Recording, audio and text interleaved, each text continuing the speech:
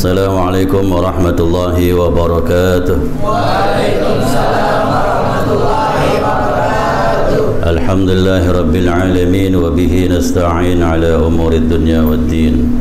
Wassalatu wassalamu ala asrafil anbiya'i wal mursalin wa ala alihi wa sahbihi ajma'in, amma ba'du. Rabbi israh li sadri wa yassir li amri wa hlul 'uqdatam min lisani yafqahu qawli. Allahumma inna nas'aluka al-futuh wal-munah wal-rusah wa tawbatin nasuh wa salahil jasadi wal-ruh. Allahumma salli ala sayyidina Muhammadin miftahi babir rahmatillah adada ma fi ilmillah salata wa salaman daimaini bidawami mulkillah wa ala alihi wa sahbihi wa barik wa sallim ajma'in, amma ba'du. Ma'asyiral hadirin wal hadirah rahimakumullah. Pertama-tama marilah kita panjatkan segala puja, puji, syukur kita kehadirat Allah Subhanahu wa Ta'ala, yang mana pada malam hari ini alhamdulillah kita dapat berkumpul kembali dalam rangka talabul ilmi dan silaturrahim. Semoga setiap langkah demi langkah yang kita lakukan dapat menggugurkan dosa kesalahan kita. Wabil khusus buat kedua orang tua kita yang telah pulang ke rahmatullah, semoga Allah terima amal ibadahnya, Allah ampunkan dosa kesalahannya, Allah lapangkan kuburnya, Allah jadikan kuburnya raudhah min riyadil jannah. Dan juga orang tua kita yang masih ada, semoga dengan berkah kita melangkah ke majlis ilmu, Allah sehatkan jasmaninya beliau, Allah panjangkan umurnya dalam taat ibadah padanya. Salawat teriring salam semoga selalu tercurahkan kepada junjungan kita Nabi besar Muhammad sallallahu alaihi wasallam, pada keluarga sahabat, kepada para pengikutnya. Semoga kita pun kelak mendapatkan syafaatnya baik di dunia maupun di akhirat nanti. Amin ya rabbal alamin. Hadirin wal hadirah jamaah sekalian, alhamdulillah malam hari ini kita masuk pembahasan tentang tata cara berwudu, karena beberapa minggu yang lalu kita sudah membahas tentang istinja. Sekarang kita masuk ke dalam bab wudu, karena wudu ini termasuk daripada maqasidut taharah, tujuan-tujuan orang di dalam bersuci. Jadi maqasidut taharah itu diantaranya wudu, diantaranya lagi mandi hadas besar, diantaranya lagi tayamum, diantaranya lagi istinja. Jadi ada 4. Jadi ada 4 bagian adalah tujuan daripada taharah. Tapi taharah ini juga dibagi 4. 2 buat jasad, 2 lagi buat batin. Jadi lahir dan batin. Yang lahir mana? Nah, ini tubuh kita. Maka di dalam tubuh kita ini ada 2 yang harus disucikan di lahirnya. Pertama, taharatul badani anil hadasi, membersihkan atau mensucikan badan dari hadas. Karena apa? Ini yang menghalangi seseorang di dalam beribadah pada Allah Subhanahu wa Ta'ala. Apabila ada hadasnya, baik hadas besar maupun kecil, maka terhalang dia ibadahnya, diantaranya ibadah salat yang diwajibkan oleh Allah Subhanahu wa Ta'ala. Maka di dalam taharatul badani anil hadasi itu ada aturannya. Yang kedua, taharatul badani anil anjas, membersihkan badan dari yang namanya najis, segala najis. Ini pun najis terbagi lagi, ada najis kecil, najis ringan, dan najis berat. Nanti pembahasannya itu lain lagi. Nah, 2 ini diajarkan, diatur ya tata caranya di dalam ilmu fikih. Nah, dua hal ini adanya di ilmu fikih. Taharatul badani anil hadas itu ada di ilmu fikih. Taharatul badani anil anjas itu pun ada di ilmu fikih. Setelah kita membersihkan badan kita dari hadas dan najis, maka ada lagi dua lagi taharah, yaitu taharatul qalbi anil maridil qalbi, membersihkan hati dari yang namanya penyakit-penyakit hati. Di antaranya apa? Iri, dengki, hasud, sombong, dan lain sebagainya.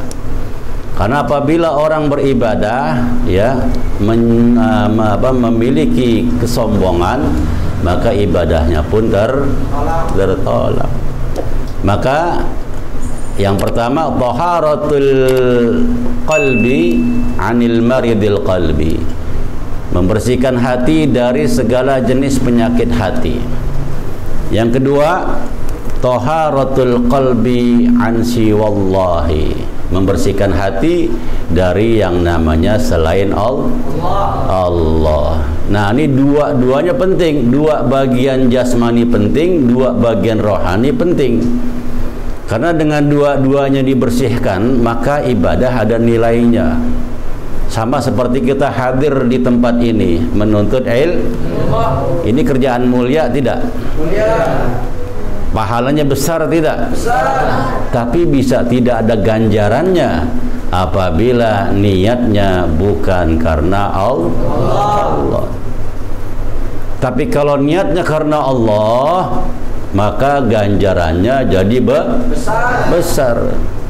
Jadi apapun sesuatu kalau diniatkan karena Allah, walaupun kerjaannya kecil sedikit, perbuatannya sedikit, terus karena Allah, insya Allah jadi besar. Ini perbuatan besar ngaji, karena ngaji ini melangkah daripada melangkah ya menuntut ilmu, yang mana langkah tersebut akan mendorong atau menjalurkan seseorang hamba ke dalam surganya Allah Subhanahu wa ta'ala. Nilainya besar, tapi bisa tidak ada nilainya di mata Allah apabila niatnya bukan karena Allah. Nah, maka jangan sampai kita sia-siakan, baik kita ngaji di sini maupun di ngaji di sono, ya tetap niatnya karena Allah. Kalau tidak, nilainya hancur. Maka kembali lagi kepada Allah Subhanahu wa ta'ala. Nah, kembali kepada pembahasan taharah. Jadi dua taharah buat jasmani itu diatur, digarap di dalam ilmu fikih. Dua lagi tentang batin, tentang hati digarap di ilmu yang namanya tasawuf.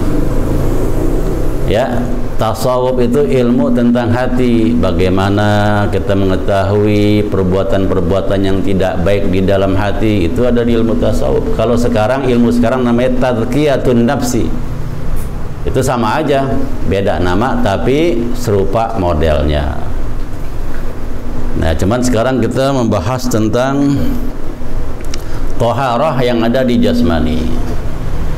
Allah Subhanahu wa ta'ala berfirman di dalam Quran, "Idza qumtum ilas salati faghsilu wujuhakum."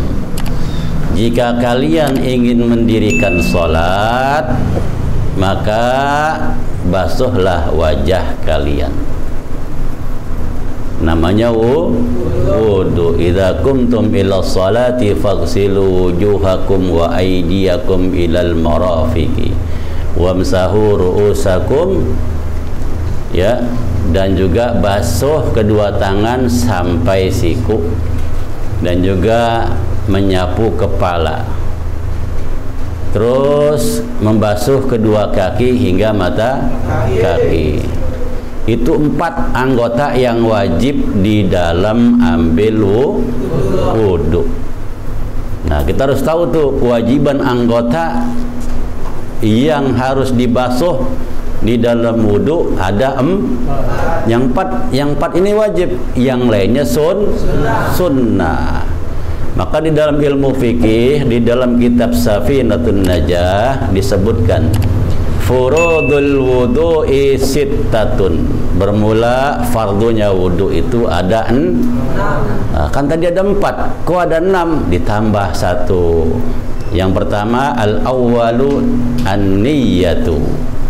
Yang pertama nih, karena ibadah model apapun kalau tiada niat, tanpa ada niat, maka ibadahnya mardud, tertolak. Maka wudhu itu pertama nih niat. Nah, sebelum saya bahas tentang anggota yang lain, maka niat dulu. Nah, masing-masing yang hadir kan tahu niatnya wudhu. Nawaitul wudhu li raf'il asdar. Pelan amat sih, kedengeran ujungnya doang. Gitu. Coba pada rame-rame.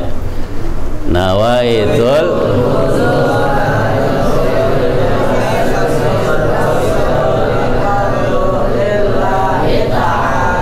ada yang mangap-mangap kayak ikan mas koki. Jadi apa kalau di nyanyi-nyanyi streaming apa sih namanya itu? Lip sync. Ya, nggak sesuai dengan lagunya. Jadi mulutnya mangap, bacanya ngawur jadinya. Nah, bagi yang belum bisa, niatnya pakai dulu di hati. Memang niat tempatnya di hati, ingat ya. Jadi niatnya kalau belum bisa seperti tadi, niatnya aku niat ambil wudhu ya karena Allah Ta'ala, sekurang-kurangnya itu ya. Nah, kalau bisa pakai bahasa yang tadi nawaitul wudhu'a yang udah diajaran sama guru-guru kita, nawaitul wudhu'a li rafil hadasil asghari faradu lillahi ta'ala. Kalau belum bisa, ya udah pakai dulu niat tadi, aku niat wudhu karena Allah. Soalnya kalau nggak seperti itu, maka wudhunya tidak sah. Kira-kira kalau wudhunya tidak sah, salatnya sah tidak? Nah, maka diperhatiin nih.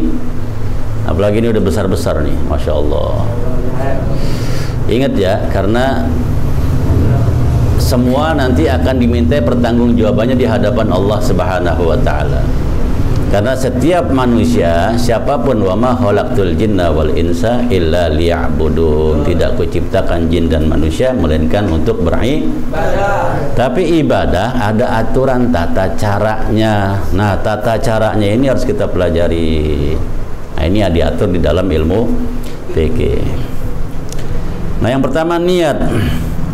Niat itu menyengaja, muqtarinan bi fi'lihi, dibarengin dengan perbuatan.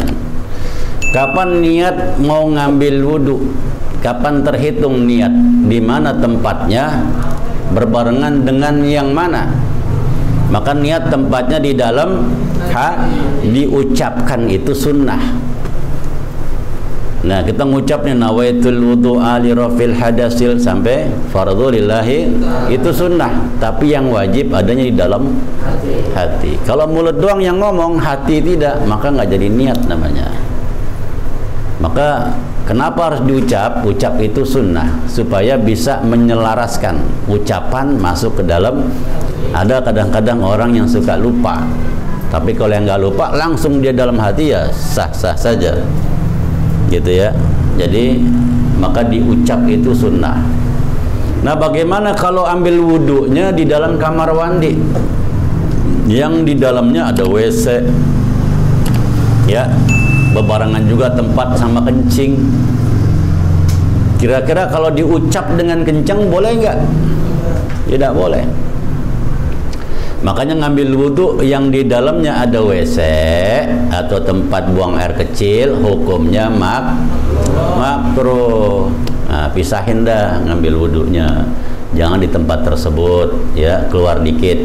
Makanya harus ada bikin keran yang buat ngambil wudhu supaya terhindar. Takutnya nanti salah ngucap nama-nama yang baik, nyebut nama Allah di dalam kamar mandi. Akhirnya jadi tidak bagus. Ya, itu dilarang, makanya diatur gitu. Nah, kapan membasuh, kapan niat itu? Di saat membasuh wajah. Jadi pertama Bismillahirrahmanirrahim dulu. Habis Bismillah kumur-kumur. Nanti kumur-kumur dibahas caranya. Terus bebarengan dengan hidung nanti dibahas di bagian bab sunnah. Nanti ada istinsyak. Orang ambil wudhu terus dihirup. Airnya harus disedot di kedua hidung. Setelah disedot dikeluarkan. Ya, itu memang seperti itu. Kalau ngambil wudhunya begitu-gitu aja, itu kurang bagus. Maka sekarang pas apa? Sekarang banyak penyakit yang mengintai pernapasan. Islam sudah mengajarkan, ya, ngambil wudhu disedot supaya bakteri, virus keluar, apalagi yang namanya virus corona. Maka perhatiin tuh ambil wudhunya supaya kesedot, keluar sini terus keluarin. Sekarang virus corona nempelnya di mana? Sini kan, di hidung kan. Nah, sedot. Puyang memang sakit, ya nggak apa-apa. Kalau yang baru-baru seperti itu, kalau yang udah biasa, dia nggak akan ngerasain sakit. Setelah itu sedot, keluarin. 3 kali seperti itu. Nanti dibahas di bagian bab sunnah. Sekarang kita lagi bicara tentang bab yang wajib. Yang wajib ada 4. Pertama nih, yang kedua as-tsani, yang kedua adalah ghuslul wajhi, membasuh Nah, di sini niat berbarengan dengan membasuh wajah. Niat kita di hati baru. Nah, kira-kira pakai airnya udah paham belum? Air apa yang dipakai buat wudhu? Nah, sucinya harus tahu nih. Jadi air yang boleh dipakai buat bersuci, buat wudhu, buat mandi hadas besar, ya, itu adalah air yang mutlak namanya. Air mutlak ini ada 7, 4 di bumi, 3 dari langit. Yang dari langit mana? Air hujan. Boleh nggak orang ngambil wudhu dari air hujan? Boleh. Ya, asal air hujannya di atas nih loteng, nggak banyak kotoran. Nah, itu air hujan. Kedua, air embun. Ketiga, air salju. Ini air mutlak. Yang keempat sampai 7, yang keempat itu pertama air laut. Terus air sungai. Kedua, air sumur. Selanjutnya mata air. Jadi 4 ada di bumi, 3 dari Jadi jumlahnya itu pertama air hujan, air salju, air embun, air laut, air sumur, air sungai, mata air. Nah, ini 7 ini air mutlak yang boleh dipakai untuk bersuci. Namanya air tahur. Air tahur ini adalah tahirun fi nafsihi wa tahirun li ghairihi. Air tahur ini dapat mensucikan, air yang suci pada dirinya dan dapat mensucikan pada yang lainnya. Nah, air tahur juga ada bagiannya. Air tahur yang mana yang boleh dipakai buat ambil wudhu? Yaitu air yang kapasitasnya melebihi 2 kula. 2 kula itu ukuran, kalau liternya 216 lebih kurang. Kalau ukuran beratnya 197 lebih kurang. Nah, kalau kita punya di rumah mau ngambil wudhu, ukuran air yang tahur itu enggak memenuhi standar ukuran, maka kalau langsung dipakai, dicelup tangannya, ambil wudhu di situ, maka wudhunya tidak sah. Ini harus tahu juga, air tahur benar, tapi harus ada kriterianya. Untuk mengetahuinya gimana? Kita punya ember atau kita punya bak mandi, ukurannya lebih dari 60 cm. Panjang, lebar 60 cm. Jadi lebih dari 60 cm, ingat, lebih 60, bentuk kotak lebih 60. Kalau dikaliin 6 kali 4 berapa? 24. Jadi diameternya 240 lebih kalau bunder. Nah, ke dalamnya juga 60 cm. Ke sini 60 cm lebih kurang lebih dari 60 cm, nggak boleh kurang, lebih. Ke sana 60, ke dalamnya 60. Kita lihat di rumah ternyata nggak ada. Jangan sampai kejatuhan. Jangan sampai dicelep. Kalau dicelep ngambil begitu dikobok, maka nanti sudah kita nggak sah. Yang lain nanti ambil wudhu juga nggak sah. Di rumah cuman punya ember doang. Ember nggak ada 2 kula. Buka kerannya. Begitu buka kerannya, ambil di keran. Ternyata sisa ambil bekas wudhunya jatuh ke ember. Nah, itu udah nggak boleh lagi buat pakai wudhu atau pakai istinja, cebok. Mau dari buang air kecil ataupun buang air besar. Ingat tuh, jangan main cebok aja dari ember yang airnya kurang dari, atau airnya sudah kejatuhan bekas ambil wudhu. Gitu. Jadi ada air tahur, ada air tahir, ada air mutanajis. Air tahur yang mana yang tadi saya sebutkan? Kalau air tahir yang mana? Itu tadi air yang suci, kejatuhan bekas ambil wudhu. Nah, yang menyebabkan mustakmal yang mana? Namanya mustakmal tuh air kejatuhan bekas ambil wudhu di saat basuhan pertama yang wajib. Misalnya kita ambil wudhu nih, begini, bismillahirrahmanirrahim, ini belum mustakmal nih, karena belum basuh yang wajib. Habis gini-gini kumur jatuh, itu tetesan kumur, itu belum mustakmal. Ya, nggak tahu kumuran kita ada darahnya karena gusinya bengkak, kumurannya jatuh ke situ tuh, maka air itu jadi najis, darah itu najis. Nah, kita kumur nggak ada apa-apa, jatuh ke situ, belum mustakmal. Kita bersihin hidung, jatuh ke situ, itunya bekas cipratannya belum mustakmal. Begitu kita niat, aku niat ambil wudhu karena Allah, basuh. Begitu basuhannya nyiprat ke tempat yang nggak ada 2 kula, maka air itu udah nggak boleh lagi buat dipakai jadi mustakmal itu air. Gitu. Jadi pas jatuhan basuh yang wajib di basuhan pertama, itu yang menyebabkan air itu jadi kecuali airnya 2 kula, 60 lebih, ke dalamnya juga 60 lebih, 60 cm lebih. Ya, begitu ambil wudhu, mau dari ini kayak mau dari apa kayak jatuhan muka kayak tangan, tetap itu air tidak mustakmal karena melebihi daripada 2 kula. Nah, yang ketiga air mutanajis tadi yang saya sebutkan. Di rumah cuman ada ember kecil, ini keran ada ember, di atas cicek, entar buang penuh di situ, ada 3-4 tuh nya cicek. Air itu kejatuhan air itu kurang dari 2 kula. Kalau kita pakai buat cebok, buang air kecil, buang air besar, maka ceboknya dengan air yang najis semua. Salatnya sah nggak? Enggak. Dibuat nyuci, itu air yang sedikit, yang kejatuhan najis, buat nyuci pakaian koko kita, kain kita. Begitu dicuci, nyucinya pakai air yang kena jadinya apa nih baju? Nah, pakai serat sah nggak? Nah, ini kudu diperhatikan. Kok repot? Enggak. Kalau kita pelajarin dengan benar, enggak repot. Kalau kita pahamin dengan benar, insya Allah enggak repot. Inilah ilmu. Ilmu itu menunjukkan sesuatu, ya, dari kita enggak tahu menjadi tahu. Karena kalau ibadah tanpa ada ilmunya, tidak diterima. Nah, yang kedua setelah membasuh wajah, membasuh tangan.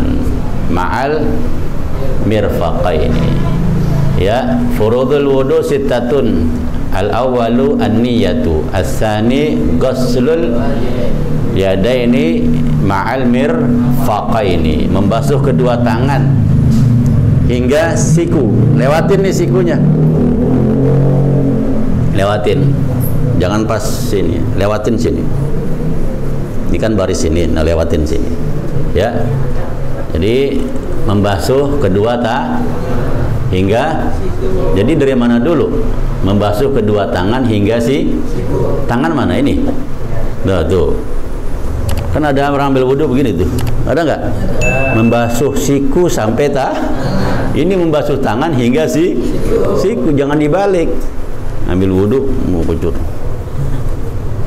Ini berarti dari siku hingga kalau membasuh tangan hingga nah tuh gitu.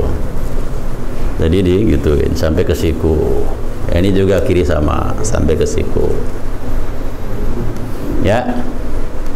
Nah, itu tata cara di dalam mengambil wudhu.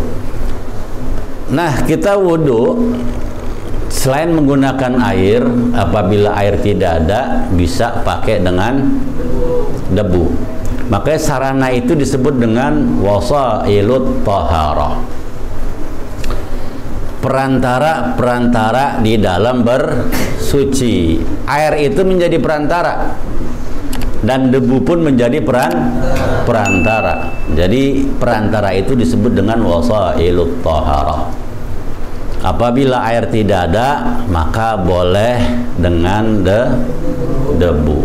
Seumpama orang kena sakitnya keras, apabila kena air bahaya, atau mendadak meriang menggigil. Ya, kalau kena air wah dahsyat, itu bisa diwakili dengan tayamum. Satu kali tayamum untuk satu kali salat. Nah, nanti itu dibahas ya. Selanjutnya mashur ra'si, membasuh ke kepala, ke bagian daripada kepala. Yang ketiga, yang selanjutnya membasuh kedua kaki hingga mata. Jadi furudul wudu'i sittatun, al-awwalu an-niyatu, as-sani ghuslul wajhi, as-salitsu ghuslul yadaini ma'al mirfaqaini, ar-rabi'u mashur ra'si, ya, membasuh mashu syai'in minar ra'si, membasuh sebagian atau dari bagian kepala. Al-khamisu mashur rijlaini ilal ka'baini, membasuh kedua kaki hingga mata ghuslul yadaini ilal ka'baini, membasuh kedua kaki sampai kedua mata kaki. Yang keenam as-sadisut tartibu, yang keenam tartib. Tertib itu mendahulukan mana yang dahulu, ya, mengakhirkan mana yang akhir. Jadi furudul wudu sittatun, al-awwalu an-niyatu, as-sani ghuslul wajhi, as-salisu ghuslul yadaini ma'al mirfaqaini, ar-rabi'u mashu syai'in minar ra'si, al-khamisu ghuslur rijlaini ilal ka'baini, as-sadisut tartibu. Jadi 6 rukun daripada wudu. Di dalam Al-Quran 4 bagian, 2 ditambah, bukan ditambah, itu sebagian rukun. Dan yang pertama dengan niat, kedua membasuh wajah, ketiga membasuh kedua tangan hingga keempat membasuh kepala, kelima basuh kedua kaki hingga mata keenam tertib. Ini harus diketahui dengan benar dan rapi, ya, karena ini yang menjadikan sebab sahnya di dalam beribadah taharah yang namanya wudu, ya. Jadi 6 jumlahnya yang menjadi kewajiban di dalam wudu. Selebihnya nanti ada yang namanya sunnah. Nah, insyaallah sunnah akan kita jelaskan. Sebelum sunnah mungkin nanti tentang pembagian air.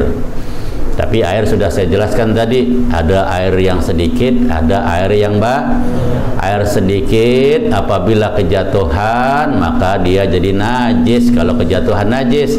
Tapi kalau air yang banyak kejatuhan bekas wudu maka dia tidak mustakmal. Dan apabila kejatuhan najis selama dia tidak berubah warna, tidak berubah sifatnya dan tidak bau maka masih suci. Nanti insya Allah itu di minggu yang akan datang. Sekarang intinya rukun wudhu ada berapa? Ada 6. Udah tahu semua kan? Yang pertama nih, di saat apa niatnya? Membasuh muka. Jadi berbarengan dengan membasuh muka. Setelah itu yang 3, yaitu yang wajib yang ketiga adalah membasuh kedua tangan hingga siku.